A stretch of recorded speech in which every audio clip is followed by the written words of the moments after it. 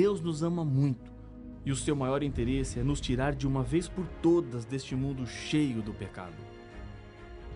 Mas como Deus planeja nos tirar deste mundo? Será que Ele quer destruir por completo este mundo, matando tudo e todos, para nos levar para o céu?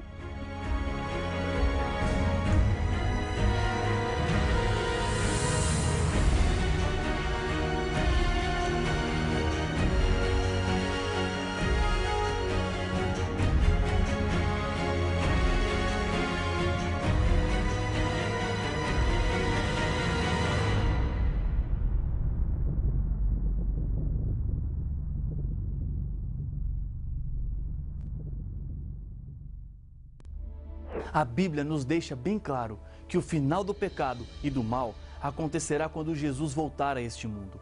Em mais de 2.500 textos, essa verdade é repetida.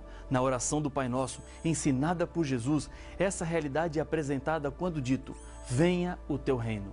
No Credo Apostólico do segundo século depois de Cristo, também encontramos a mesma referência, quando falando de Jesus, diz que ele está assentado à direita de Deus Pai Todo-Poderoso, de onde há de vir a julgar vivos e os mortos. Jesus deixou estabelecida e firmada a sua promessa em seus momentos finais de vida aqui na terra. No Evangelho de João, no capítulo 14, nos 3 primeiros versos encontramos: não se turbe o vosso coração. Credes em Deus, crede também em mim. Na casa de meu Pai há muitas moradas. Se assim não fora, eu vô-lo teria dito, pois vou preparar-vos lugar. E quando eu for e vos preparar lugar, voltarei e vos receberei para mim mesmo, para que onde eu estou, estejais vós também. No livro do Apocalipse, no primeiro capítulo, fala do momento da volta de Jesus. Eis que vem com a nuvem, e todo olho o verá. Apocalipse capítulo 1, verso 7. Por essa descrição, é possível entender que ninguém ficará sem saber o que está acontecendo. Cada habitante do planeta que estiver vivo por ocasião da volta de Jesus assistirá a algo único e maravilhoso. Mas você se surpreenderia se eu lhe dissesse que Satanás tentará enganar as pessoas com relação à volta de Jesus? Ele fez isso quando Jesus veio pela primeira vez. Ele conseguiu fomentar a ignorância, o erro e a falta de interesse, que resultou em um povo que foi tomado de surpresa, sem nenhuma preocupação com o que estava acontecendo em uma manjedoura de Belém, marcada por uma estrela. Esse engano do diabo foi alertado também por Jesus. Acompanhe o que ele disse em seu sermão, falando sobre o futuro, em Mateus capítulo 24, versos 4 e 5. E ele lhes respondeu: vede que ninguém vos engane, porque virão muitos em meu nome dizendo, eu sou o Cristo, e enganarão a muitos. Existem hoje muitas pessoas que estão afirmando ser Jesus com autoridade ou em nome dele. Em consequência disso, lideram igrejas, onde a sua palavra vale como se fosse a palavra do próprio Deus. E o mais impressionante é que existem pessoas dispostas a seguirem essas ideias. Na história, encontramos várias tragédias que foram resultados desses falsos cristos, como suicídios e até mesmo homicídios em massa. E o engano não seria com pequenos sinais, mas deixariam as pessoas perplexas e até certo ponto surpresas. O livro do Apocalipse diz: porque eles são espíritos de demônios, operadores de sinais, e se dirigem aos reis do mundo inteiro, com o fim de ajuntá-los para a peleja do grande dia do Deus Todo-Poderoso. Apocalipse, capítulo 16, verso 14. Paulo também alertou quanto a esse perigo, em 2 Coríntios, capítulo 11, verso 14. E não é de admirar, porque o próprio Satanás se transforma em anjo de luz. Mas todo o seu engano e suas estratégias para fazer o ser humano sofrer não ficarão sem nenhuma punição. A volta de Jesus é também o momento no qual Deus fará o acerto com o maior inimigo da humanidade.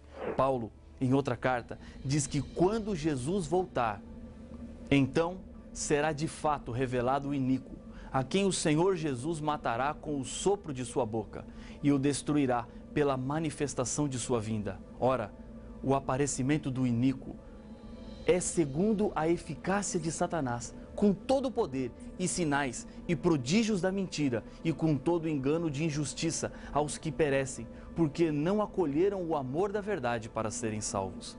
Em 2 Tessalonicenses capítulo 2, versos 8, 9 e 10, fica claro que Satanás tentará imitar a segunda vinda de Cristo a essa terra.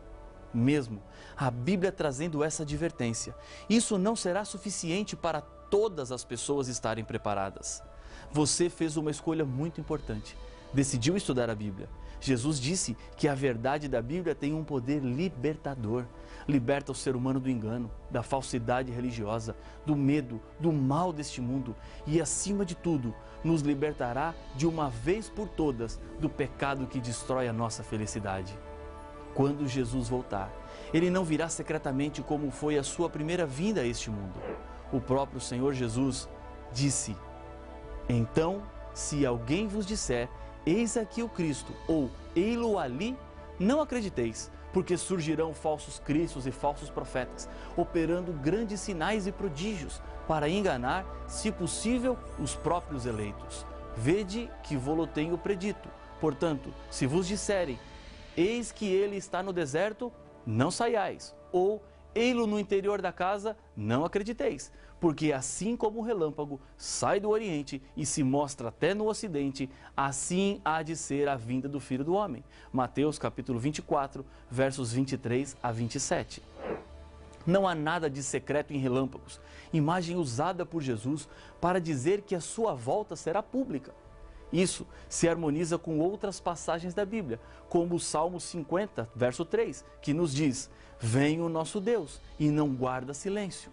Em 1 Tessalonicenses 4, verso 16, Paulo declara que, porquanto o Senhor mesmo, dada a sua palavra de ordem, ouvida a voz do arcanjo e ressoada a trombeta de Deus, descerá dos céus, e os mortos em Cristo ressuscitarão primeiro.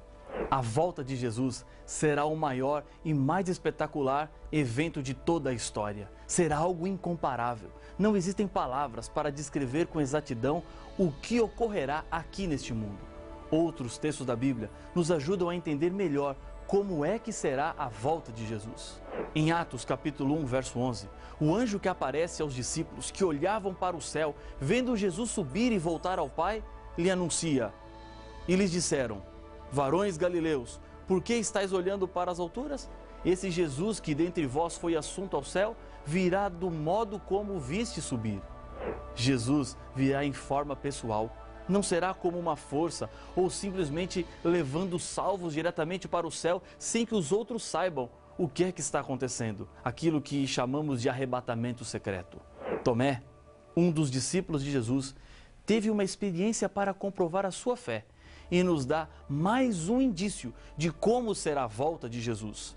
Jesus já havia ressuscitado e Tomé ainda não tinha visto. Mesmo diante dos testemunhos dos discípulos, Tomé não aceitou prontamente. A Bíblia apresenta que disseram-lhe então os outros discípulos: vimos o Senhor. Mas ele respondeu: se eu não vir nas suas mãos o sinal dos cravos, e ali não puser o dedo, e não puser a mão no seu lado, de modo algum acreditarei. João, capítulo 20, verso 25. Uma semana depois, Tomé encontra-se com Jesus, que lhe convida: põe aqui o dedo e vê as minhas mãos. Chega também a mão e põe-na no meu lado. Não sejas incrédulo, mas crente. João capítulo 20, verso 27. Jesus virá corporalmente.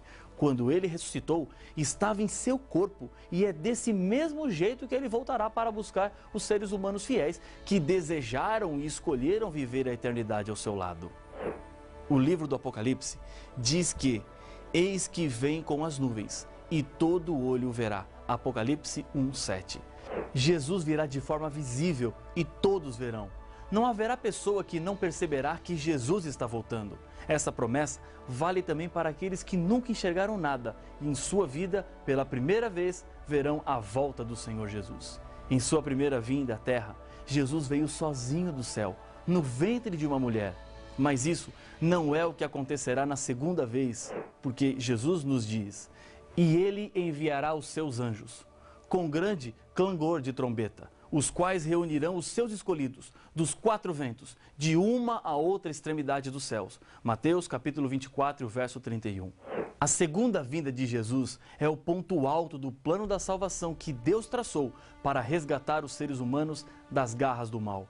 Da mesma forma que, quando compro alguma coisa e pago e peço para que aguardem para que depois eu venha buscar, Jesus nos comprou com seu sangue. Ele quer que sejamos guardados entre os seus salvos enquanto Ele está preparando moradas no céu e finalmente Ele voltará para nos buscar, porque a salvação já está paga. Os anjos de Deus recolherão todos os fiéis dos quatro cantos do mundo e neste dia também será o momento do acerto de contas com Deus. No Apocalipse capítulo 22, verso 12, João nos diz que com a volta de Jesus, ele dirá: "E eis que venho sem demora, e comigo está o galardão, que tenho para retribuir a cada um segundo as suas obras." Naquele dia não haverá desculpas. A tendência de esquecer as nossas responsabilidades é percebida em muitos aspectos das nossas vidas. Grandes esforços são feitos em muitos tribunais para tentar inocentar um criminoso culpado. Algumas das desculpas dizem que ele não pode ser responsabilizado pelo que fez, pois quando era criança foi abusado e por isso tem esse comportamento agressivo. Quando dois carros batem, na maioria das vezes gera-se um impasse em quem é o culpado. Um sempre quer colocar a culpa no outro. Não está distante de nós o dia em que cada um dará contas de si mesmo a Deus. Diante de Deus, não podemos justificar as nossas culpas e nem querer colocar a culpa em alguém. Você precisa abandonar o que hoje está lhe afastando de Deus. Ele te chama para uma nova vida aqui na terra e assim, Ele quer lhe preparar para o dia do grande encontro. Será um momento de muita alegria, um dia maravilhoso para os salvos. Isaías, falando sobre esse dia, nos diz que tragará a morte para sempre, e assim enxugará o Senhor Deus as lágrimas de todos os rostos, e tirará de toda a terra o opróbrio do seu povo, porque o Senhor falou. Isaías capítulo 25, verso 8. Momento do reencontro com pessoas queridas, mães com seus filhos, filhos com seus pais, pessoas que foram separadas de nós por causa de tragédias, abraços carregados de saudades, mas ao mesmo tempo comemorando um tempo de paz e alegria que nunca mais terá fim. Eu quero encontrar algumas pessoas que deixaram marcas positivas em minha vida, mas que por causa da morte já não estão mais aqui. Será o fim de todo o mal. Para aqueles que não se entregaram, a volta de Jesus, ao invés de ser um momento de alegria e comemoração, será um tempo de choro, angústia e medo. Diz a Bíblia que na volta de Jesus, e o céu recolheu-se como um pergaminho quando se enrola. Então, todos os montes e ilhas foram movidos do seu lugar. Os reis da terra, os grandes, os comandantes, os ricos, os poderosos e todo escravo e todo livre se esconderam nas cavernas e nos penhascos dos montes e disseram aos montes e aos rochedos: "Caí sobre nós", e escondendo-os da face daquele que se assenta no trono e da ira do Cordeiro. Apocalipse capítulo 6, versos 14, 15 e 16. A diferença entre esses dois grupos está determinada pela sua aceitação ou não de Cristo Jesus como seu Salvador. E eu quero neste momento lhe convidar a aceitar Jesus. Talvez você esteja se perguntando: o que envolve aceitar Jesus?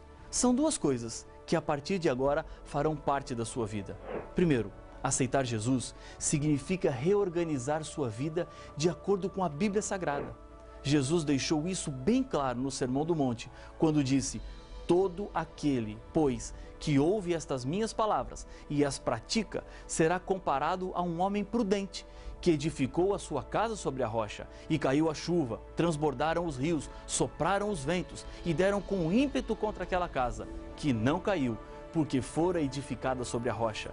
E todo aquele que ouve estas minhas palavras e não as pratica, será comparado a um homem insensato, que edificou a sua casa sobre areia.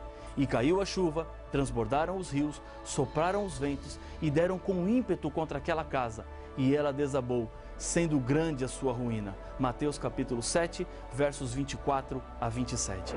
Segundo, aceitar Jesus significa obediência às leis de Deus. No mesmo Sermão do Monte, Jesus explica que Nem todo o que me diz Senhor, Senhor entrará no reino dos céus, mas aquele que faz a vontade de meu Pai que estás nos céus. Muitos naquele dia hão de dizer-me: Senhor, Senhor, porventura não temos nós profetizado em teu nome, e em teu nome não expelimos demônios, e em teu nome não fizemos muitos milagres? Então lhes direi explicitamente: nunca vos conheci. Apartai-vos de mim, os que praticais a iniquidade. Mateus capítulo 7, versos de 21 a 23. Depois de sua volta, Jesus tem preparado para os salvos uma nova vida perfeita. A Bíblia diz: e lhes enxugará dos olhos toda lágrima, e a morte já não existirá, já não haverá luto, nem pranto, nem dor, porque as primeiras coisas passaram. Apocalipse capítulo 21, verso 4. O que é que torna o céu tão atrativo? Será que posso afirmar que são as ruas de ouro ou as portas de pérolas? Não, nada disso. O céu nos atrai porque ali poderemos ver face a face aquele que nos amou tanto que entregou-se para que pudéssemos ter a vida eterna. E é por causa de Jesus que um dia quero estar no céu. E Jesus quer muito ter você com Ele no céu. Deus, nesse momento, está apelando ao seu coração. Chega de lutar sozinho. Deus quer lutar ao seu lado. Ele te ama. Importa-se com a sua vida. Ele vai voltar. E hoje, o que você tem que fazer é dizer: Senhor, eu quero me preparar para viver a eternidade ao seu lado. Se essa é a sua decisão, ore comigo. Senhor, a tua palavra, a inspiração que nos deixaste, nos mostra que há uma saída para todo o problema do mal deste mundo, a tua volta. Neste momento, comigo ora este teu filho, esta tua filha, que decide agora preparar-se para o dia do grande encontro. Por isso, eu coloco estas vidas nas tuas mãos, no nome de Jesus. Amém. Satanás está furioso porque a Bíblia Sagrada mostra quem realmente ele é. Nenhum problema é tão grande que Deus não tenha uma solução, até mesmo para a morte. A ressurreição dos mortos não é nenhuma surpresa dentro da Bíblia. Mas como Jesus irá ressuscitar pessoas que morreram cremadas ou que se perderam nas profundidades dos mares? Jesus ressuscitará a todos ou só as pessoas que o escolheram como seu salvador pessoal? Para saber as respostas, não perca o próximo episódio de Apocalipse, o fim revelado.